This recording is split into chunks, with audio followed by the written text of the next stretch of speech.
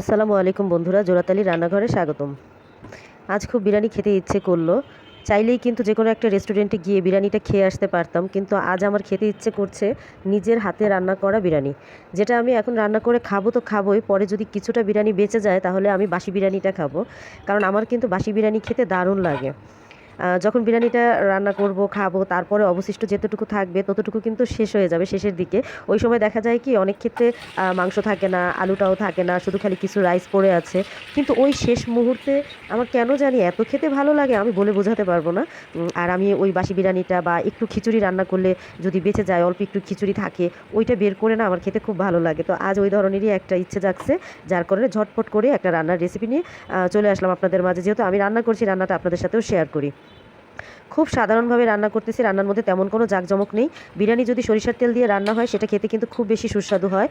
তো আমার ঘরে অল্প একটু সরিষার তেল ছিল, তো আমি ভাবলাম যে ওই তেলে রান্নাটা ভালো হবে না। তো আমি সরিষার তেলটাও এখানে দিয়েছি এবং সয়াবিন তেলটাও দিয়েছি, দুইটা তেল মিক্স করে আমি রান্নাটা শুরু করেছি। যখন তেলটা গরম হয়ে গিয়েছিল সেখানে আমি একটু গোটা মশলা দিয়েছিলাম, রেগুলার মশলা, যেমন কিছু দারচিনি, কয়েক টুকরা দারচিনি, অল্প কিছু এলাচ, দুই টুকরা দুই তিনটা তেজপাতা, এগুলো একটু তেলের মধ্যে দিয়ে যখন সুন্দর একটা ফ্লেভার ছাড়তে শুরু করেছে, ঠিক তখনই আমি মাংসটা দিয়ে দিয়েছি। মাংসটা আগে আমি কেটে ধুয়ে পানি ঝরা দিয়ে রেখেছিলাম। মাংসটা দিয়ে কিছু সময় আমি নেড়ে চেড়ে এখানে টক দইটা দিয়ে দিয়েছি।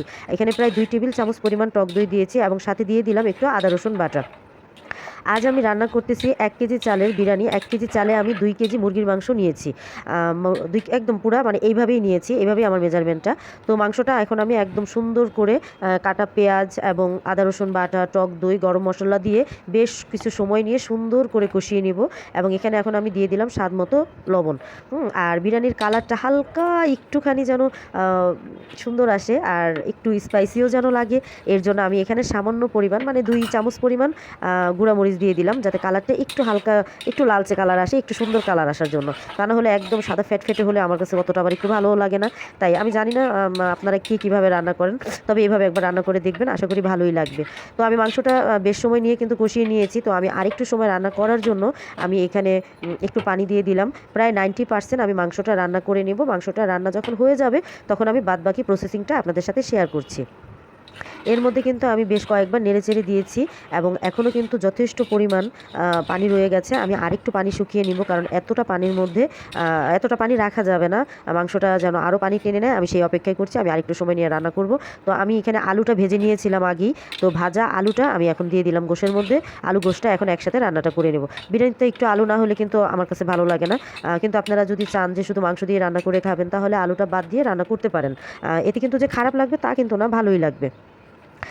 আর সবচাইতে যেটা মজার বিষয়, আমি কিন্তু এখানে রাঁধুনির যে বিরিয়ানির মশলা আমি সেটা ব্যবহার করতেছি। কারণ ভাই যতই ময় মশলা দিয়ে রান্না করি না কেন, রেস্টুরেন্টের মতো না মজা হয় না। আমি জানি না কেন হয় না। তো ওই মানে টেস্ট আনার জন্য এখানে আমি রাঁধুনির বিরিয়ানির মশলা, সেই মশলাটা কিন্তু আমি এখানে ব্যবহার করতেছি। এতে কিন্তু টেস্ট আরও দ্বিগুণ পরিমাণ বাড়িয়ে দিবে এবং আমি এখানে আরও মজার মজার জিনিস দিব। আপনারা পার্ট বাই পার্ট দেখতে থাকেন।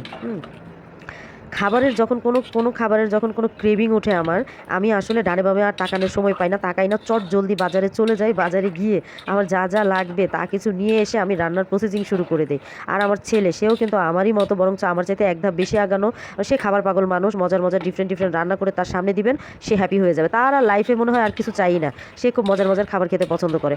আজ তো আমি যখন রান্না করতেছিলাম, সে একটু পর পরই কিচেনে এসে উকি দিচ্ছিল আর বলতেছিল, আম্মু ঘ্রাণে তো পুরা বাসা মৌ মৌ করতেছে, আম্মু কখন রান্না শেষ হবে, আম্মু কতক্ষণ লাগবে। মানে আমি ওর আম্মু আম্মু ডাক শুনতে শুনতে এক পর্যায়ে আমি অধৈর্য হয়ে গেছি। আমি বলতেছি, বাবা আমাকে একটু সময় দে, হয়ে যাবে বাবা, একটু ওয়েট কর। তো যাই হোক, মাংসটা কষানো হয়ে গেছে, এখানে আমি ধুয়ে রাখা চালটা দিয়ে দিলাম। আমি আজ যে বিরিয়ানিটা রান্না করতেছি, এটা আরেকটা ইন্টারেস্টিং ব্যাপার হচ্ছে যে আমি কিন্তু আজ বাজারের কেনা চাল দিয়ে রান্না করছি না। আমার বাবার বাড়ি থেকে আমাকে এটা আওলা চালই বলা হয় আমাদের বাড়িতে। এটা চিনি গুঁড়া পোলাওর চাল বা কালো জিরা পোলাওর চাল, ওটা না, এটা হচ্ছে আওলা চাল। খুবই মিহি দানার এই চালটা হয়। আপনারা হয়তো বা ভালো করে খেয়াল করলে দেখতে পারবেন যে চালটা কতটাই ছোট আর চিকন। তো আমি কিন্তু আমার বাবার বাড়ির পাঠানো যে চালটা, আমি ওই চালটা দিয়ে আজ বিরিয়ানি রান্না করতেছি। আমি তো ভাই খাওয়ার পরে ভয়েস ওভার করছি, আসলে আমি বলে বোঝাতে পারবো না রান্নাটা কতটা টেস্ট হয়েছিল। আলহামদুলিল্লাহ আলহামদুলিল্লাহ আলহামদুলিল্লাহ খুবই মজা হয়েছিল। তো আমি এইটাও আরেকটা কারণ ছিল রাঁধুনির মশলাটা ব্যবহার করার জন্য, যেহেতু আমি কোনো পোলাওর চাল ব্যবহার করতেছি না, কারণ পোলাওর চালে কিন্তু কি এক্সট্রা একটা ফ্লেভার থাকে, আমার চালে কিন্তু ওই ফ্লেভারটা নাই। চালটা খেতে মজা, কিন্তু এটার যে একটা ঘ্রাণের পরিমাণটা কম। আর আমি এটা পরিপূর্ণ করার জন্যই আমি কিন্তু এখানে রাঁধুনির যে বিরিয়ানির মশলাটা ওইটা ব্যবহার করেছি। ও আরেকটা কথা বলতে ভুলে গেছি, আমি কিন্তু এখানে বাদাম বাটা দিয়েছিলাম। যখন আমি মাংসটা কষাচ্ছিলাম তখনই আমি বাদাম বাটা দিয়ে দিয়েছিলাম। আর আমি পেঁয়াজ বেরেস্তা করে রেখেছি, এবং আমি এখানে গোলাপ জল ব্যবহার করব, কারণ শাহি একটা ফ্লেভার আনার জন্য অবশ্যই বিরিয়ানিতে গোলাপ জলটা ব্যবহার করতে হবে, তাহলে শাহি ফ্লেভারটা আসবে বিরিয়ানিতে।